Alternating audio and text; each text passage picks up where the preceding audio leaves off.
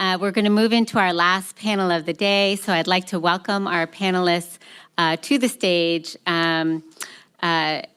So as our momentum for employee ownership has grown, so has the involvement of government agencies. You've been hearing some words about that. So you can be first, come on. There, Lisa's here, so we're coming. So we're going to be talking with some agencies today. Some are relatively new to this work. Some agencies have been in this work for a long time. So let's see. I'm missing one.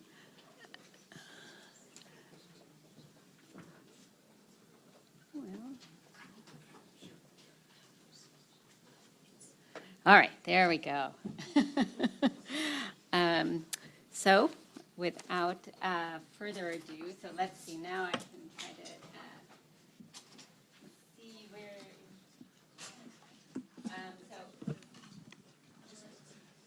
anyway, I'm going to say a name. All right, for this panel, I have Alex Jacquez, Special Assistant to the President for Economic Development and Industrial Strategy, National Economic Council at the White House. Next to Alex is Leroy Garcia, Chief of Staff, Rural Business Cooperative Service, U.S. Department of Agriculture. Okay, next to Leroy is Lisa? Was Lisa. Where'd she go? Lisa Gomez, Assistant Secretary for Employee Benefits Security Administration at the U.S. Department of Labor. And at the very end there, we have David Brown, Director of Policy, Office of the Administrator, U.S. Small Business Administration. Shoo.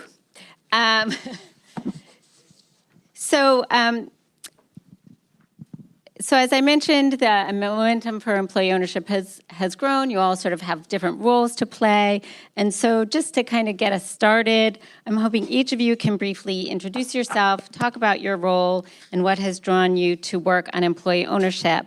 And I think I'll just I'll just go in the order that I wrote in the guide, so I'm not going to catch anybody off guard. So Lisa, I'm going to start with you. Sure. Wasn't sure if it was on or not. Hi, everyone. I'm Lisa Gomez, and I am the Assistant Secretary of the Employee Benefits Security Administration within the Department of Labor. And we, as we'll discuss more today, have been charged at the Department of Labor and are really excited about this new opportunity to be implementing certain provisions of the Work Act, as Senator Sanders mentioned, and as you've heard today. And with respect to the promotion and education about different worker ownership models for both employees and employers, and also, as was mentioned, to promulgate formal guidance with respect to the valuation of employer stock. So we're really excited about those things and happy to be here today.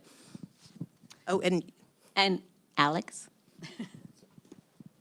Hi there, Alex Jacquez. I'm Special Assistant to the President for Economic Development and Industrial Strategy at the White House National Economic Council. One day they will give us shorter titles. We can get through these quicker. But what drew me to worker ownership as an issue and bringing it over to the NEC and the administration is I used to work for Senator Sanders, and hard to spend some time with him without hearing his personal passion for the issue and without being coerced into working on it in some way. I covered economic policy and labor policy for him on the 2020 presidential campaign as well as on the budget committee. Worked on the Work Act and employee ownership bank and a number of other initiatives and proposals, and was thrilled as we worked through the what the artist formerly known as the Build Back Better Act and the many iterations and names that went through it on some of the initiatives and proposals we were able to put forward. Not all of them succeeded, but really getting the Work Act through and Insecure and in the appropes or the omnibus at the end of the year was really a watershed for those of us who've been working on it for quite some time now. And so very excited over here at the NEC too to help work on implementing as well as coordinate some of the other activities we have in the employee and worker ownership space. Great, thank you. David. Thank you, Maureen. Thank you, Aspen, for putting this all together. It's an honor to be here on behalf of Administrator Guzman, talk about the SBA's role in promoting worker ownership. I'm Director of Policy and Planning at SBA. So my job is to work on whatever the administrator asks me to work on. And that includes our capital programs, in many cases, also contracting and counseling programs that we offer to small businesses. What motivated me in this policy area? For me, it starts as a personal issue. I grew up in Atlanta. My Aunt Marcy, I was very close to. She was an entrepreneurial woman. She had her own business making sandwiches and delivering them to hair salons, and then moved out of the city to Peachtree City, Georgia, and couldn't maintain her business anymore, but got a job working at Publix, grocery store. Publix is the largest ESOP in the US. I think it still is, in any case. She had so much pride in that job, working at Publix. One, because she could, exercise her creativity in choosing recipes and making them for people to sample in the store, but also because she owned a part of the business. And she had great pride in that job that she worked in at the end of her career for over 10 years. And that really stuck with me.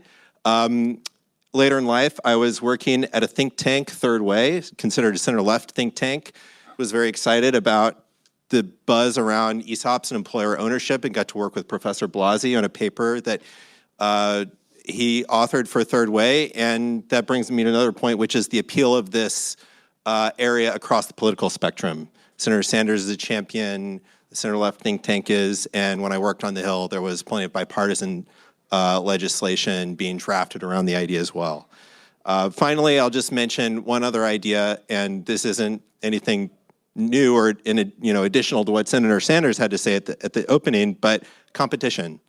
President Biden, Administrator Guzman reflects all the time the importance of not allowing too much consolidation to occur in any industry. And as we have small business owners across the country thinking about how they're going to exit, we want to prevent that consolidation, allow them to sell, keep businesses independent, local, locally owned and controlled, and what better way to do that than through employee ownership. Great, thank you. Leroy? Great, thank you. Good afternoon. As mentioned, my name is Leroy Garcia, and I have the proud honor of serving as the Chief of Staff for Rural Business Cooperative Services.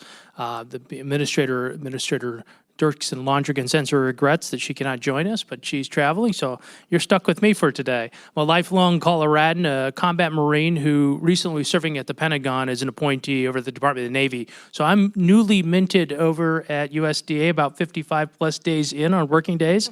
So I'm not a subject matter. I've left my cards and some literature that we want to be able to share with you, but I want to help share not only the cooperative side, but the rural business side also. Employee ownership is a growing and proven pathway that helps us build wealth and have dignity, especially for our workers in their workplace in a more economical way. And at USDA Rural Development, we know that a stronger community is rooted in its people. Through loans, through grants, through partnerships with lenders, we provide these tools and resources for rural family businesses, for communities, so that they can prosper not only for today, but for the future. And just to give you a perspective at Rural Business Cooperative Services and RD, we have three different divisions, right? We have Rural Business Cooperative Services, Rural Housing Services, and Rural Utility Services, administering over 70 types of programs.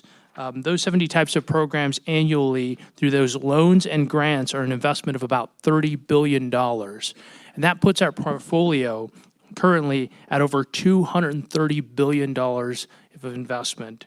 And so I share that because at Rural Business Cooperative Services, we work with the public and the private partners to connect rural residents and valuable resources by supporting businesses and helping rural America prosper. We know that if rural America is prospering, America is prospering.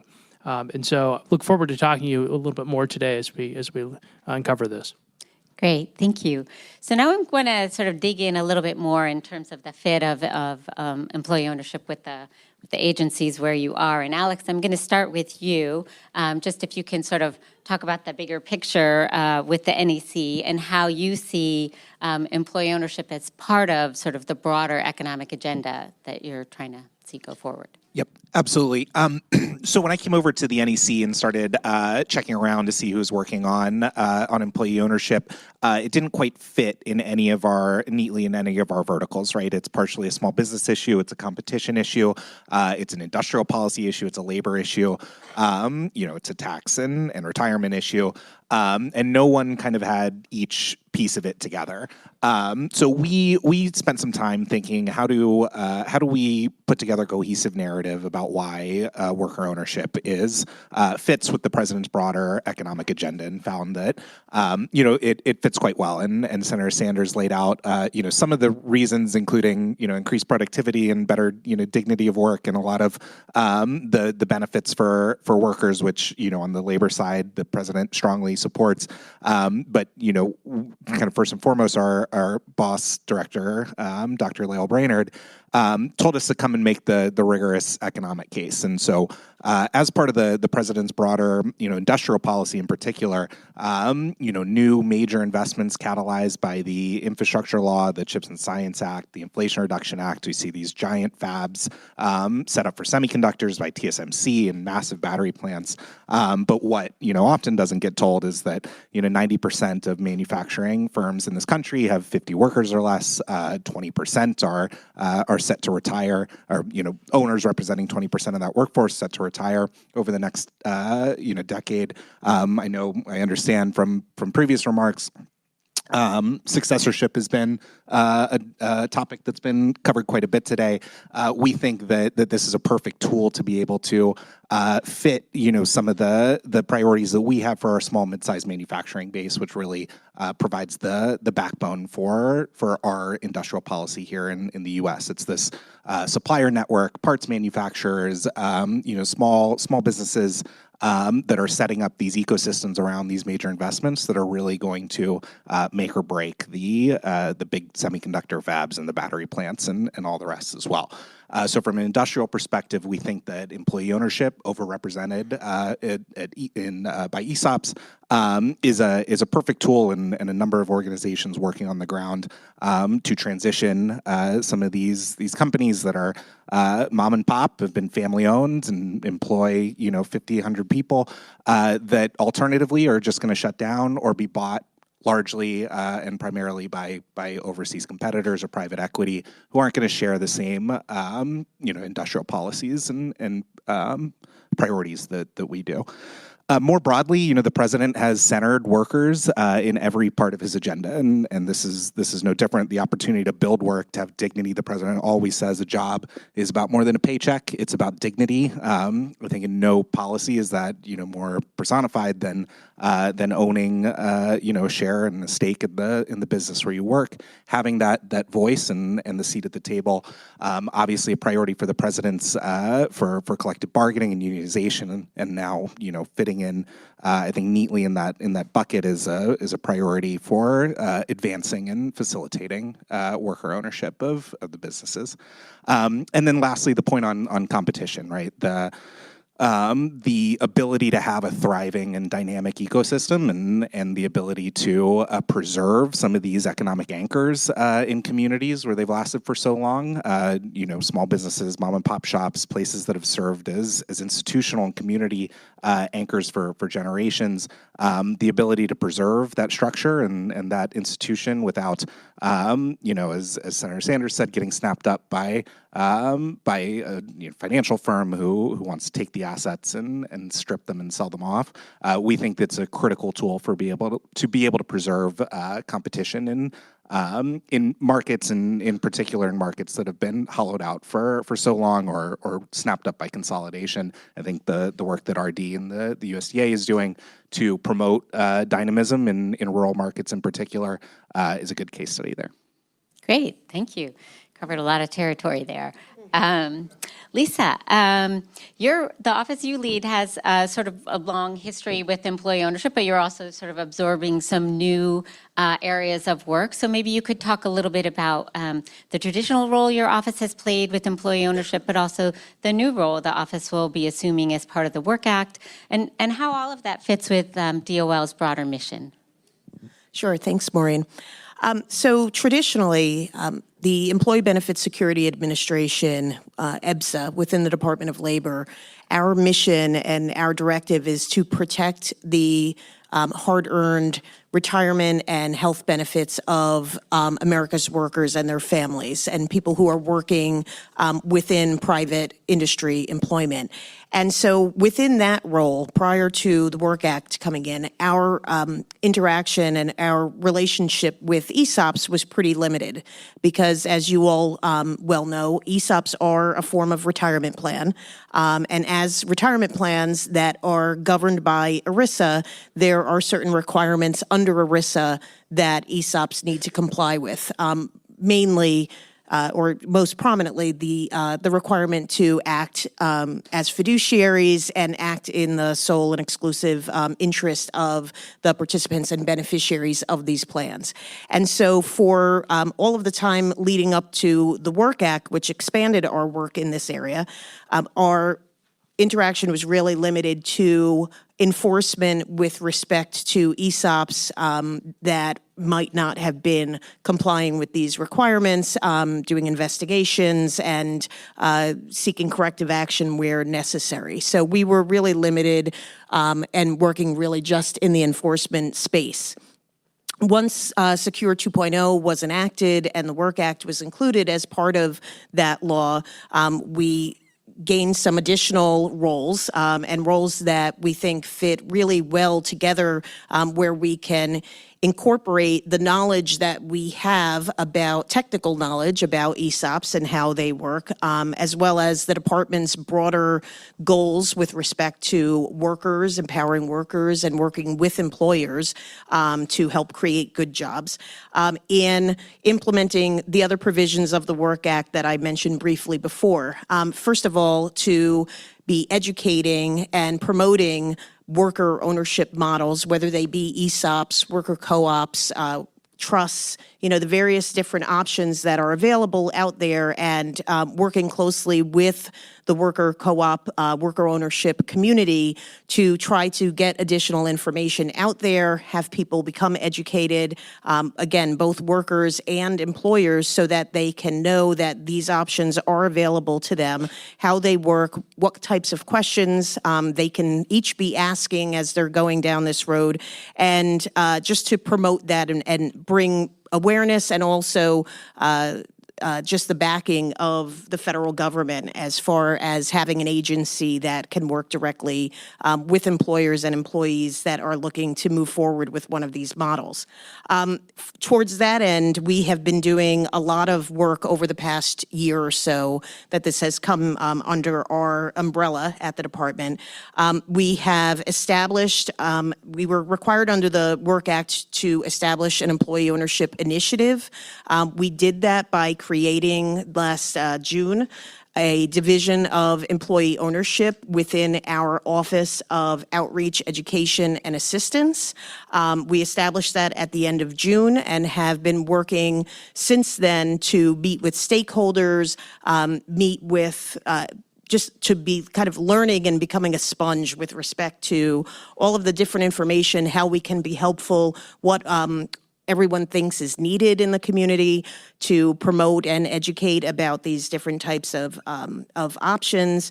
And we are continuing to work to staff up that division, to get information out and working on publications and a page on our website, and just thinking of different ways that we can be most helpful with respect to that. We are also working, as I mentioned before, and as was mentioned prior to my remarks, on the formal guidance regarding valuation of employer stock. With respect to ESOPs, we had previously announced, and we're continuing to go on in this road of providing that formal guidance in the form of notice and comment rulemaking. We are working very hard on getting out a draft rule or a proposed rule with respect to that. It does, as some of you may know, I am new to federal government. I worked 30 years in private practice prior to coming here. And prior to coming here, I would have said, why does it take so long to put out one of these rules, you know? And, you know, the ESOP Association already wrote it for you. I mean, what's taking so long? But it takes a lot longer than anybody would know for it to take to do these things. And we are really trying to work at incorporating everything that we have heard and we have learned, not only in the enforcement arena, but also from all of the different stakeholders that we've talked to along the way. And obviously, once we put out that rule, it will be a proposed rule for notice and further comments, and we look forward to working on that and hearing from everyone in that regard. The third piece of the Work Act that is within the Department of Labor is, as was referenced before, the grants that will be given once there is an appropriation there. We're obviously not at that point yet, but we will be working with other partners within the Department of Labor once that money is hopefully appropriated to be able to work on giving those grants. So we are really excited about that. As far as the other goals of the Department of Labor, I think that, and we think at the department, again, we're very excited about this, and it fits squarely within a lot of the goals of the department. The department is focused on investing in America's workers and partnering with employers and unions and government agencies in order to provide information and education, support, and collaboration so that we can improve job quality and access to good jobs. And worker ownership just fits so well within those goals, though I do think that it is something that the department has not focused on to date, but as we've been talking about it, everyone realizes how much it aligns with everything that we're doing. And the department's goals are really to create good jobs, which we think that worker ownership, again, fits right within there. Empowering workers and strengthening their voices, which I think there could be no greater way to empower workers and promote worker voice than with so many of these different worker ownership models. And so we're excited about that. And then also the enforcement of workplace protections, and EBSA has had a role with respect to that, and we will continue to have a role. And as we work forward on this rulemaking, I think that, you know, that'll be a huge step for everyone involved to have more clarity and to be able to have more information on how to set up and implement these types of entities. So we're really excited about it and really happy to be moving forward. Great. Thank you so much for sharing all of that. Leroy, let me come to you. The Rural Business Cooperative Service has a long history in cooperative development, particularly in rural areas, as you were laying out earlier. So maybe you can just tell us a little bit more about the goals of that work, how you see it playing out in rural communities, and how both all kinds of employee ownership and particularly co-ops fit within that. Sure, great question. Well, first, some context. I think it's important to be reminded that in 1926, the Cooperative Market Act charged a division of the United States Department of Agriculture with acquiring, analyzing, and disseminating statistical information on agricultural cooperative services and associations. And think about that. We're now approaching, in a few years, 100 years since that act. A lot of great work has got into that and that act. That agricultural cooperatives are among the oldest businesses in the United States, if not the world. In the 1930s, electric cooperatives were formed to provide services to the 90% of rural residents who lacked electricity. In 2022, data from the National Rural Electric Cooperative Association shows that cooperatives now provide power to 56% of the nation's land mass and 92% of persistent poverty counties. And so when you think about all the things that have been said today, and I was thinking earlier about my prior backgrounds in healthcare, to look at, as I talk about the different types of challenges with silver tsunamis in relation to healthcare, not just from this perspective, or ambulances and co-ops really being, it's really an exciting time to be at RBCS, Rural Business Cooperative Services. And that's really because we look at RD business programs providing much needed investment to rural communities, obviously in partnership with private sector lenders and community-based organizations. And that happens in a number of different ways through loan guarantees. We work with them in direct loan process, through grants, through individual businesses, through cooperatives, either if we're talking about farmers or ranchers or public bodies or nonprofit corporations, tribes. We're always willing and learning to explore all those different ways in which we can be of assistance. And then on our cooperative side, our services both work to promote and support development of cooperative businesses, which often for us, is that market of agricultural products. And so we look at that through the electricity opportunities, broadband, connectivity, telephone services. But as you know, it's not even limited to that anymore. And later, as I continue to talk later, we'll talk about some of the healthcare excitement that's happening in a number of different areas, and specifically in home healthcare arenas, among other services. Great, thank you. David, as we've been hearing, a lot of employee-owned companies are small businesses. So maybe you can talk a little bit about how employee ownership is situated within the Small Business Administration and how the Small Business Administration sort of can support that work.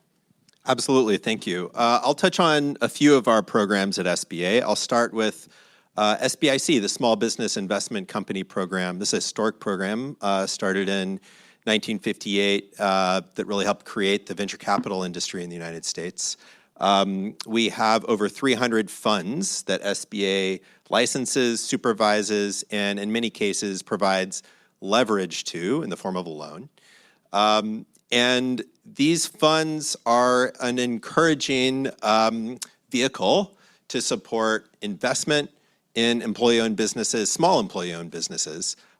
We are subject to size standards, and especially in the cases of a conversion where an investment is necessary to create an ESOP or a cooperative and provide that injection of capital. We have seen some encouraging investments recently. One fund under our SBIC program has created 3,000 employee owners just in the last few years. Through 13 different investments, and it spans across sectors: manufacturing, business services, retail, food and beverage, industrials, and healthcare. One of the companies is a steel manufacturer with 1,500 employees that completed an exit and returned $25,000 on average to each employee owner, which was exciting. And looking on the horizon, another fund was recently licensed by SBA, Cyprium in Ohio. That fund has ESOP as part of its target transaction type. They have supported those transactions outside of the SBA fund program previously, so we are optimistic about their investments going forward. We also have loan guarantee programs at SBA, maybe what we're most known for. The 7A loan, 504 loan program together do about $35 billion in lending support annually. And in 7A in particular, we see a steady stream of lending to cooperatives. We've seen an uptick, so in the last 2 complete fiscal years, approaching 70 loans. It's about a 50% increase over the prior years. ESOPs, we support and encourage ESOP loans to our lenders. We encourage them to do them, but they're not where we'd like them to be. I think more on that in the next segment, but we see a handful of ESOP loans in that program as well. And then counseling. Similar to the activity at DOL, we are encouraging and working with our resource partners to educate small business owners on the opportunity of employee ownership. And that centers around our Small Business Development Center network, SBDCs. You can find all across the country. And since 2020, SBA has had as part of the program requirement that SBDCs promote employee ownership through cooperatives or qualified employee trusts or other worker ownership models. So there's some exciting activity going on around the country within that program. The Association of Small Business Development Centers has a employee ownership and business transition interest group. It's led by the Texas SBDC, co-chaired by the Oregon SBDC, that they're meeting regularly and sharing resources across their network. The SBDC Clearinghouse maintains resources that all of the SBDCs can draw from. And then there are a few kind of standout leaders among the centers. The Northern California SBDC does regular trainings that are accessible to the whole country on their website on about a monthly basis. The Vermont SBDC network, Senator Sanders mentioned the center there. Our SBDC partners with the center quite closely. The New York SBDC is quite active, so we're happy about the growing engagement of our resource partner network and certainly looking to build upon that. Great, thank you so much. Now we're going to sort of dive into a little bit of the successes, challenges, lessons learned. Lisa, I'm going to start with you this time. You talked about, sort of all the stakeholders you've been listening to, but it hasn't just been here in DC. You've been traveling around the country, touring employee-owned companies. Maybe you can talk a little bit about what you're learning from that experience and how that's informing how you're thinking about the role you have moving forward. Sure. Yeah, thanks. I'm going to have my the T-shirts made up for the Gomez ESOP tour, so that you can see where I'm coming next. But it's been great. We've had a lot of excitement from folks on the Hill and certainly within the worker ownership community, and it's been wonderful. We've been trying to do as much as we can to incorporate visits when I'm out on the road for whatever reason. So I had the pleasure of accompanying Representative Courtney in Connecticut to visit an ESOP there a few months ago. We were also with Representative Landsman in Ohio, visiting both the folks at Co-op Cincy and learning a lot about their work, and an ESOP in the area as well. We have been working with different ESOP organizations to find out places that we can go, people we can visit and learn from. And so we visited an ESOP in the Dallas, Texas area. We also are going, or I'm going next week to Kansas City and to Kansas, Overland Park, and we have a number of visits set up there. So, and I am, have no shame in chasing down Senator Von Hollen and Senator Sanders and asking for, to accompany them to different locations. But it's not just to, travel around. It's been really wonderful to visit these different organizations and to learn that really no ESOP, no worker co-op is the same. Everyone is very different based on industry, based on location, based on just the people who are there, the workers who are there, the employers who are there. Just in the few that I have met so far, either in person or in speaking with them in virtual calls, everyone is kind of looking for the same thing, but in different ways. People may want different levels of interaction or involvement in decisions. People the different models are just interesting to look at. But one thing that I have found in every place that I've gone is, that sense of working towards a common goal and really feeling that they are a part of, that they are all working together and that the success of the company is meaningful to them. And however they got there, there have been different reasons for getting to that place. Sometimes it has been that there's been a retirement and and the employees have come in to own the company in a certain way. Sometimes it's been that the company just has looked to go in that direction, and the owners who were there before continue to be there, but are now working with the employees.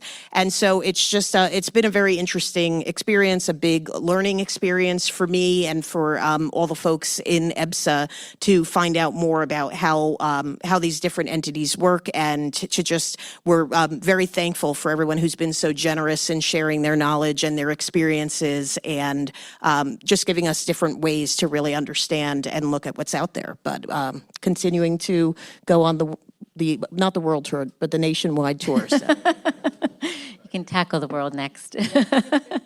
Great. Thank you. David, I'm going to come back to you. There's been some efforts that, you were alluding to a little bit, sort of maybe not being happy with where your ESOP lenders are, but I know there's been efforts to make SBA financing and loans more accessible for employee-owned companies and for conversions. So maybe you can just talk a little bit about that and sort of where those efforts are today. Absolutely, thank you. I'll start with a rulemaking that became effective at the end of last year that we are quite optimistic about across the board in supporting small businesses and filling capital gaps for underserved small business owners, rural, minority-owned businesses, and we think there's promise for employee-owned businesses as well. So the rule is called the Affiliation and Lending Criteria Rule, became effective last year. One of the knocks historically on SBA loans, they're too complicated. Okay, you get the you get a standard interest rate, which is better than what you would get outside SBA lending. There's rules around fees. You get the guarantee, which de-risks the loan for the lender, and you get a long maturity. Those are all great things, but there are a lot of kind of rules that go along with it. So we endeavored to, under Administrator Guzman, simplify as best as possible underneath the existing statute. One of those simplifications is around the affiliation rule. When you look at, well, who really owns this business? How many owners are there? So you can decide, is this truly a small business or not? It was becoming quite cumbersome for a lot of businesses to go through that affiliation test when, on paper is quite clear as in terms of the size of the business, the amount of revenue. This is a small business.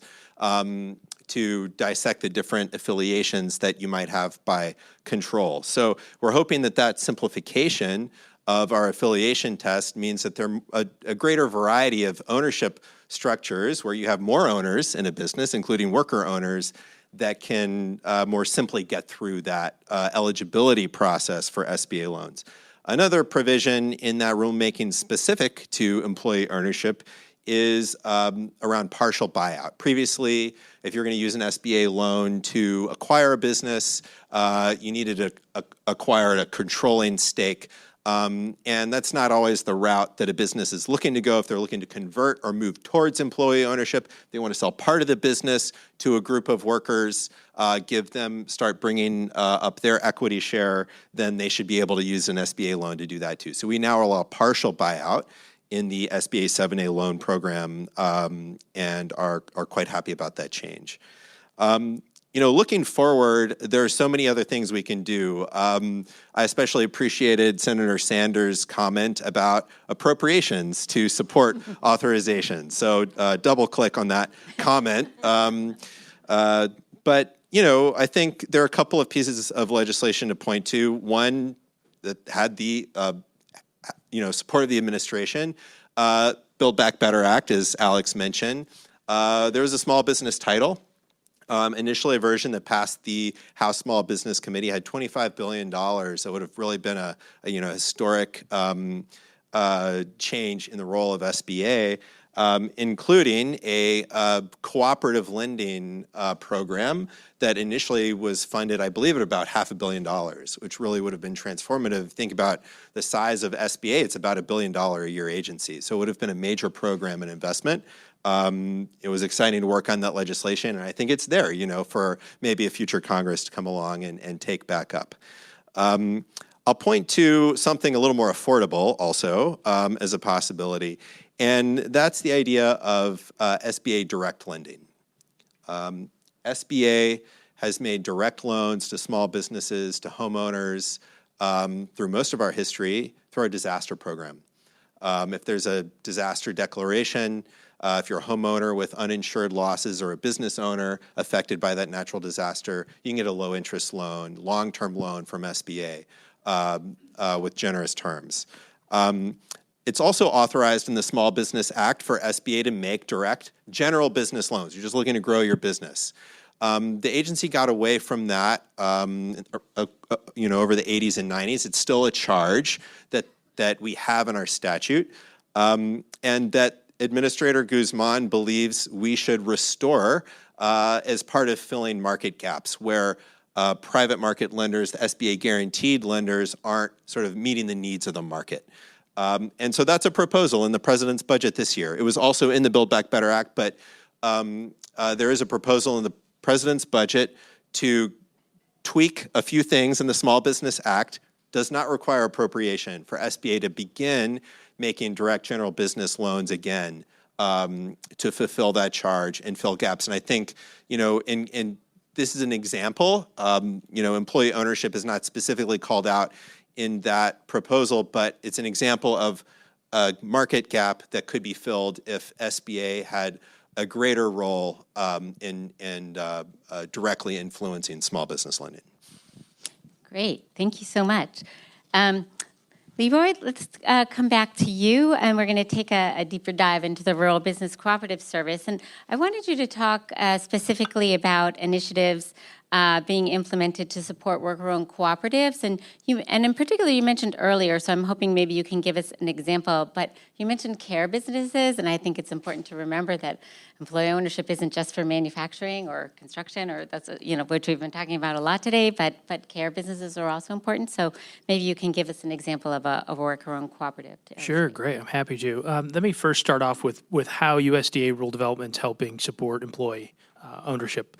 And that comes in a couple of different ways, and I do want to touch on the healthcare piece of that after. But one that we specifically look forward to helping is in technical assistance (TA). I mean, cooperative programs, we provide a lot of support for worker cooperatives through technical assistance, whether or not that's in person at a conference, through video conference calls, through a number of different publications. We address cooperative operations, governance, legal funding, ecosystem development, and so we have TA is very important in our arena. Number two, cooperative programs, and I'm going to rattle out a couple of these. They may or may not apply to you. You might be thinking about them, but this is one of the areas where I want to best serve as a liaison, ensuring that our agency can help support you. Business and Industry Loan Guarantee, the Rural Energy for America, or the REAP program, Value Added Producer Grant, the Socially Disadvantaged Group Grant, Rural Cooperative Development Grant, Intermediate Relending Program, the Rural Economic Development Loan and Grant Program, the Rural Micro Entrepreneur Assistance Program, and the Rural Business Development Grant. And so we have a number of different experts who can help walk you through that. We have a great website, and I would say that because I've seen some of my other sister agencies' websites, and I think ours is pretty good, and there are a lot of good videos that can help you navigate that. But if you ever need our support, that's what we're here for. Number three, we provide outreach and cooperative education for federal, for state, for local, and for private partners. Through one of the ways that we do that is through our interagency working group on cooperative development. And just a couple of highlights on that kind of work that they're doing. That committee has been meeting on converting businesses to cooperatives. That's one of the standing meetings. They have a meeting that regularly meets on focus on creating equitable cooperative ecosystems. And then we also work with our partners, right, within the federal agencies, and one of them is, of course, the Department of Labor, with information on the worker cooperatives as they stand up and work to adjust their division of employment ownership through that Work Act. So a lot of great opportunities and examples that USDA and RBCS has that we're excited to share with you. Great, thank you. And just a warning to the audience that we're coming to you soon, so be ready with your questions. But to close out this round, Alex, let's come to you and talk a little bit about how the NEC is thinking about aligning employee ownership effort across kind of these different agencies. Yeah.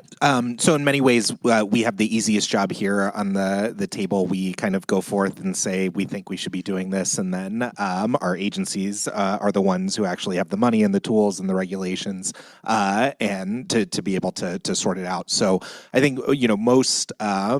Specifically, our role both in just promoting the overall message and priority from the White House perch is just ensuring that all of the various pieces of the federal government that are working on this issue, wherever they are within their respective agencies, are talking to each other and leveraging each other's assets.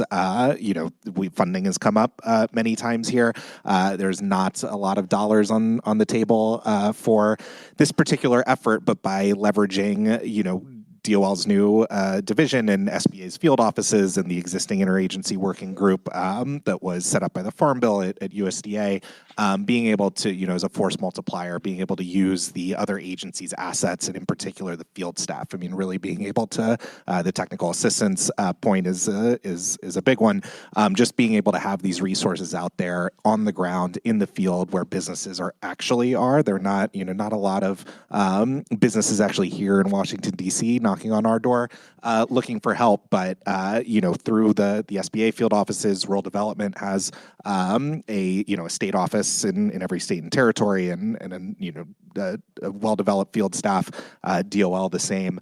Trying to make sure that we have coordinated information out in the real world, and then really bringing the stakeholders and the investment side, the finance side, together with the public sector, with our stakeholders in the nonprofit community, really trying to do outreach across our various stakeholders and make sure that we're both, one, hearing the priorities and issues and challenges that you all are having, so that we may either facilitate fixes here on the internal government side or work with our partners in Congress to be able to facilitate. I think with any alternative ownership or alternative market structure that you can find, there's likely to be some federal regulation or some federal statute that has some sort of negative impact on something you want to do here. It's just kind of the nature of how we write our laws and institute and implement them. So knocking out some of these things that David and others have talked about that require rule changes or tweaking of statutory language to be able to better serve the community. Great, thank you so much. And so now I welcome questions from the audience, and I'll invite you to also share your name and where you're from, if you like. Hi, I'm David Rolfe, and for the purposes of this introduction, I'm the chairperson of a multi-employer pension plan serving the home care industry in the northwestern U.S. My question, as you might imagine, is two of you in your opening mentioned the administration's support for unions and collective bargaining. I'd love just to hear your thoughts on the intersection between collective bargaining and worker ownership. I can start with that. I mean, I neglected to mention at the beginning, as far as my ties to, or my interest in employee ownership, is that for the time before I became a government employee, for 30 years I worked representing labor organizations, but primarily multi-employer funds like yours.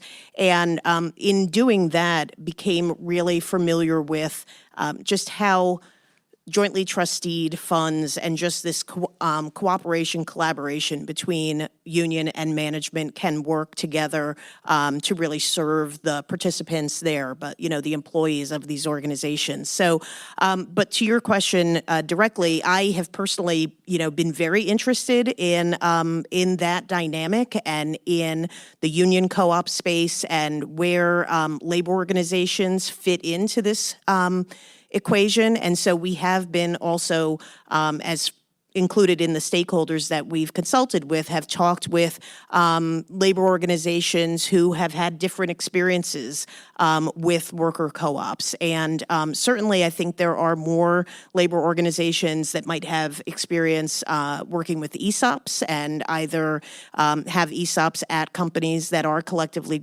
bargained or have sat on boards of ESOPs and have been involved in that to that extent. But also, I think that there definitely is a space for unions and for collective bargaining with respect to the worker ownership and worker co-op model, and that is something that we, as we are educating the various communities, certainly, making sure that we can include in those communities labor organizations to see how this can be another part of, and maybe, another chapter, a new chapter for labor organizations in looking at how we can all work together to be able to serve workers together in the best way possible. So I think there's a lot of exciting work to be done and things to be learned in that space.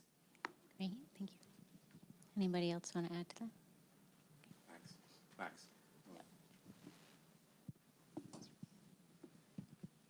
Hi, my name is Esteban Kelly, and in addition to being affiliated with Rutgers as an executive fellow, I think more importantly, I'm the executive director for the U.S. Federation of Worker Co-ops. And we've had a lot of very nuanced and technical conversations today. I want to really simplify things for a moment and ask, from the perspective of each of your agencies, if you were giving organizations like ours advice as to how to advance worker ownership. Obviously, we do a lot of advocacy, but also partner on technical questions and on research and other things. I'm assuming that you have some sense of some of the roadblocks in each of your agencies that prevent, for example, the loans from 7A loans at SBA, that there's something from each of your departments that sort of gets in the way. So if you were giving advice to this room and to me and to my members about how to approach, like what would be the strategy to kind of catalyze or unlock the resources or the programs that already exist within your agencies, what would those kind of pivot points be? And I can clarify the question if you're confused. I can start, Esteban, since you mentioned SBA. Thanks so much for your question and for the work of your center. Just to start with the 7A loan, which you mentioned, one of the barriers is that a core requirement of that program is that the borrower provide personal guarantee, which doesn't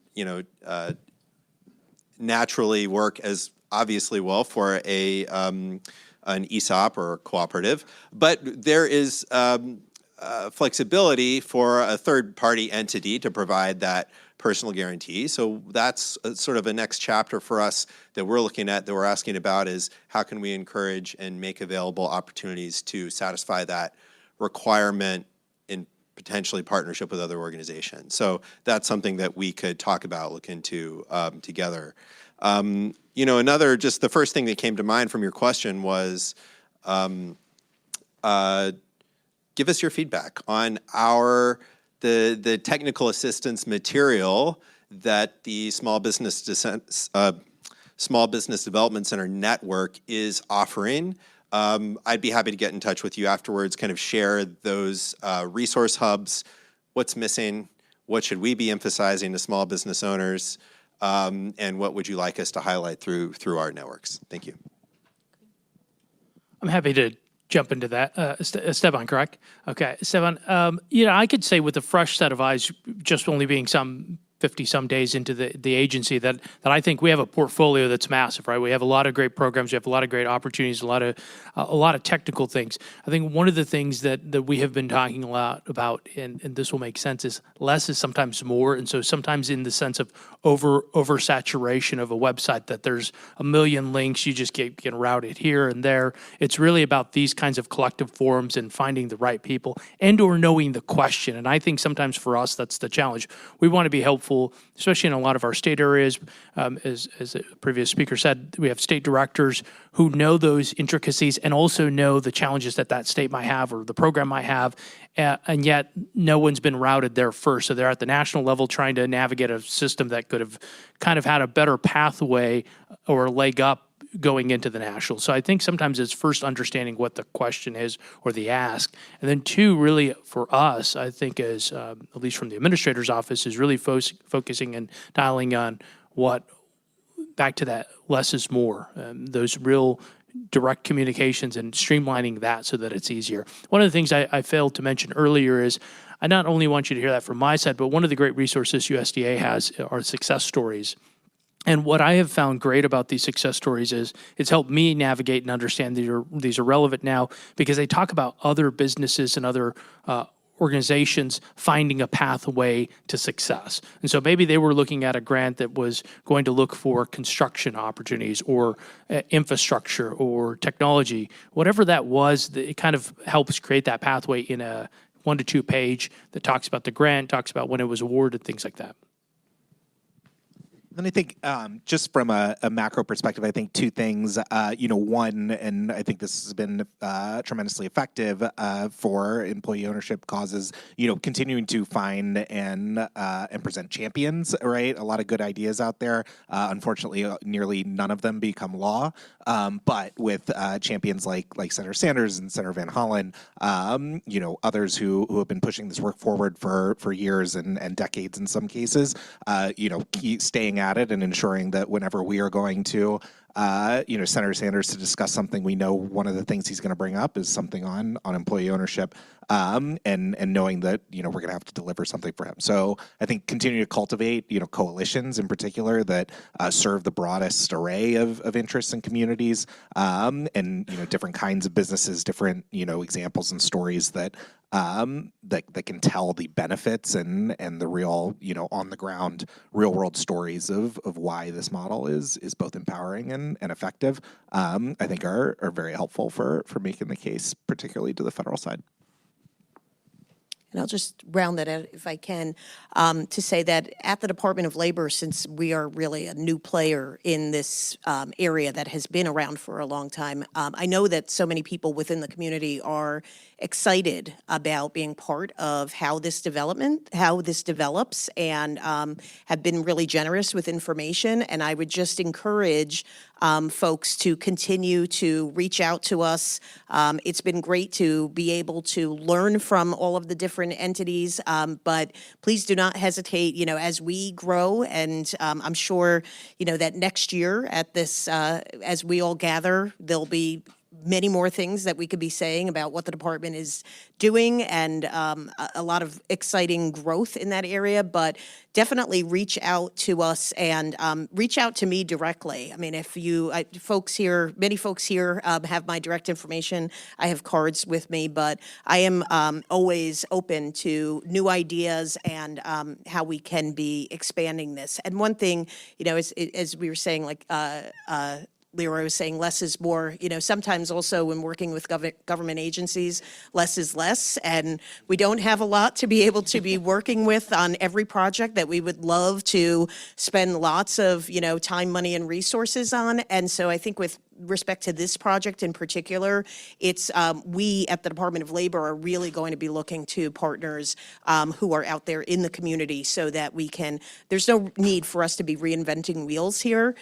There's lots of really great resources and information that is out there that I think we can work together to put out to this community and be using, again, the power of the federal government to I don't want to say legitimate, I can't even say the word, so I don't want to say it, legitimize, it's too late in the day, but to just give more force to this whole movement. So just look forward to continued partnership and good ideas from this group. Thank you. Great question. Yes. Max. Hi, thank you. My name is Greg Fasciano with the ESOP Association. Appreciate your time and devotion to this. And certainly, Secretary Gomez, question for you. Very much appreciate your approach. Thank you, not just in DC and meeting with stakeholders here, but being able to travel and going around and doing that is a refreshing approach. And so thank you for your engagement with that. Just, again, not just here, but around the country. Curious about the regulation. Maybe an update on thoughts on timing. I realize there may not be a date or something so specific, but thoughts on timing, maybe where that process is or how far along, and when we can expect that. It'll be an enormous issue for both existing ESOPs and surely, as you know, any prospective ESOPs. So it's something that I think reverberates throughout the entire ESOP community. So any update on that? Thank you. No, definitely. If there's one lesson that I've learned in this position, it's never to say when you think something's going to be done, because I've been known to say that and been awfully wrong. But again, we are working very hard in drafting a proposal, and we do have something that we are working to move forward. It is a very high priority, not only for EBSA, but for the department, and I think also for the administration. To move this forward. I know that I get called directly by Senator Sanders asking how the project is going. So I can't say more other than, I certainly within the next couple of months, but it would be wrong for me to say exactly when. I've been known to tell people that you'll have it for holiday reading. I can't tell you which holiday they might be, but I figure that if I just say it's holiday reading, there are enough holidays in the calendar that, I can come close to one of them. But we're working on it, I promise. Thank you. Great. Okay, one last question over here.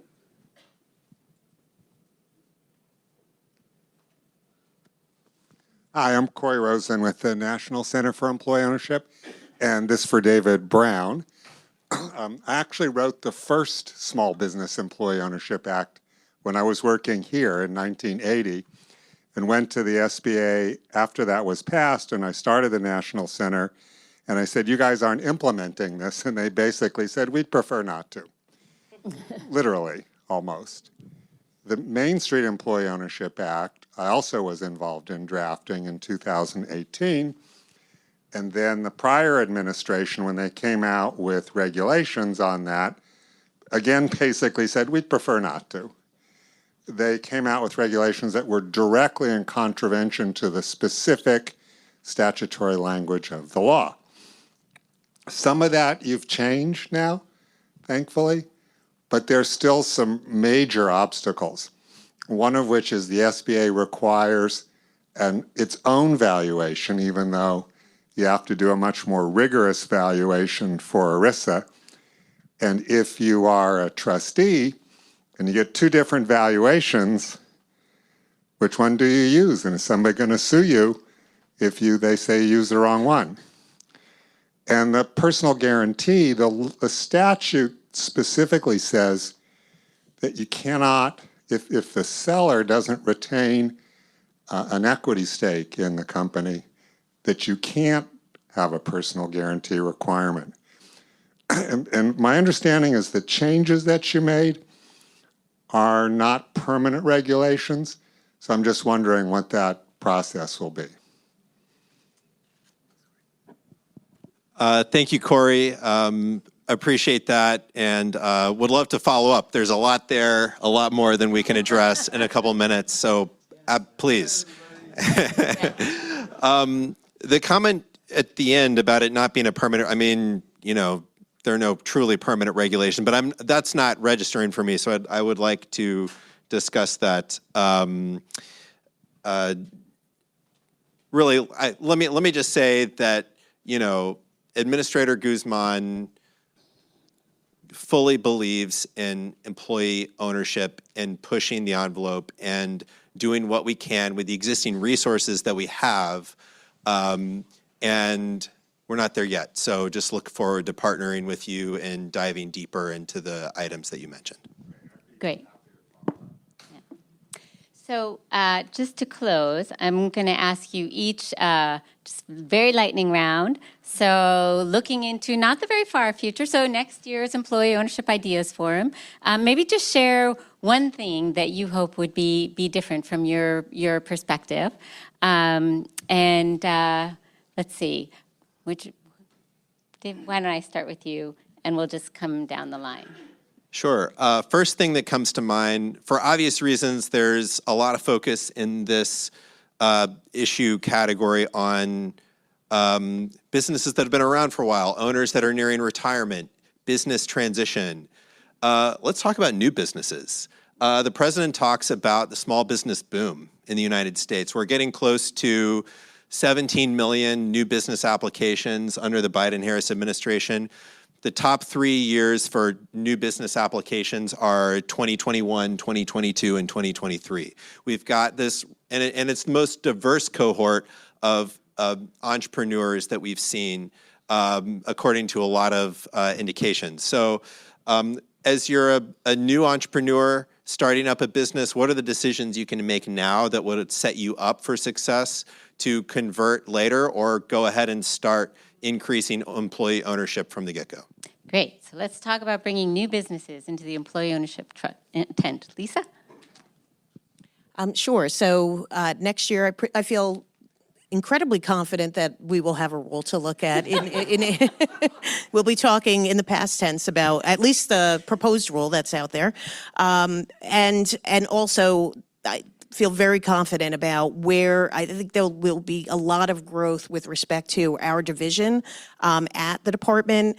We have learned a lot over the past year, and but I think this next year we're past the learning stage and more into the doing stage. So I'm really looking forward to what we can talk about next year and how much we've done and how much we've learned, and hopefully it's not too far off, but we'll have a lot more people who are talking about worker ownership as options and what they've been able to learn as we've been doing more outreach on this.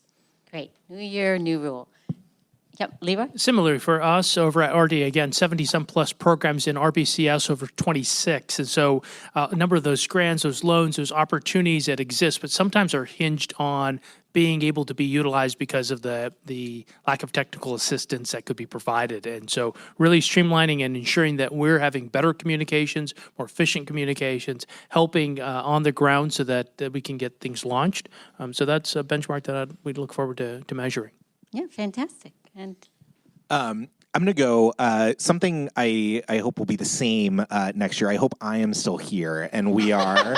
I'm glad someone said it. We're able to finalize and complete some of the work that we've started. As Lisa and David were mentioning, we've got a lot of unfinished business on the table. I think we made a tremendous start, whether it's addressing, by regulation or statute or just programmatic implementation. It takes a little while to turn the ship that is the federal government. I think we've made great strides, and I think with a little more time, can really see, I think, the fruits of a lot of this labor as rules get finalized and money gets out the door, and some of this work gets to pay off. great. Well, thank you all so much. That was fantastic.